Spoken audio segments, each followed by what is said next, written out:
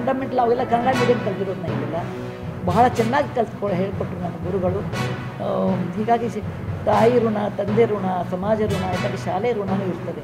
ಅದಕ್ಕೆ ನನಗೆ ಈ ಶಾಲೆಯ ಋಣ ಇರೋದ್ರಿಂದ ನಮ್ಮ ಶಾಲೆಯ ಶಿಥಿಲಾವಸ್ಥೆಯನ್ನು ನೋಡಿ ಬಹಳ ಬೇಸರ ಆಗಿ ನನ್ನ ಕೈಲಿ ಏನು ಸಾಧ್ಯವಿದೆ ಅದನ್ನು ಮಾಡಲಿಕ್ಕೆ ಪ್ರಯತ್ನ ಪಟ್ಟಿದ್ದೀನಿ. ಇದಕ್ಕೆ ನವೀಕರಣ ಸಾಧ್ಯವಿದ್ದಷ್ಟು ಮಟ್ಟಿಗೆ ಮಾಡಿದ್ದೀವಿ. ಕಲಿಸೋದಾಗಿ ಅಂತ ನನಗೊಂದು ಆಸೆ ಇದೆ. ಇದೇ ಥರ ಟ್ರೈನಿಂಗ್ ಕಂಟಿನ್ಯೂಸ್ ಆಗ್ತಾ ಇದೆ, ಬದಲಾವಣೆ ಆಗೇ ಆಗ್ತಾರೆ ಟೀಚರ್. ನನ್ನ ಪ್ರಕಾರ ಮಕ್ಕಳು ಶಿಕ್ಷಕರನ್ನ ಇಷ್ಟಪಟ್ಟರೆ ಶಿಕ್ಷಣನೂ ಇಷ್ಟಪಡ್ತಾರೆ. ಭಾಳ ಮುಖ್ಯ. ನಾನು ಯಾವ ಟೀಚರ್ ಲೈಕ್ ಮಾಡ್ತೇನೆ ಅವ್ರು ಕಲಿಸೋ ವಿಷಯನೂ ಪ್ರೀತಿ ಬರ್ತದೆ. ಅದಕ್ಕೆ ಅವ್ರ ಮಟ್ಟ ಹೆಚ್ಚಿಗೆ ಆಗ್ತದೆ. Ultimately the quality of education is just as good as the quality of teachers. ಅದನ್ನು ಪ್ರತಿಜ್ಞೆ ಹಿಡ್ಕೊಂಡು ಶಿಕ್ಷಕರನ್ನು ತಯಾರಿ ಮಾಡ್ತಾ ಇದ್ದಾರೆ.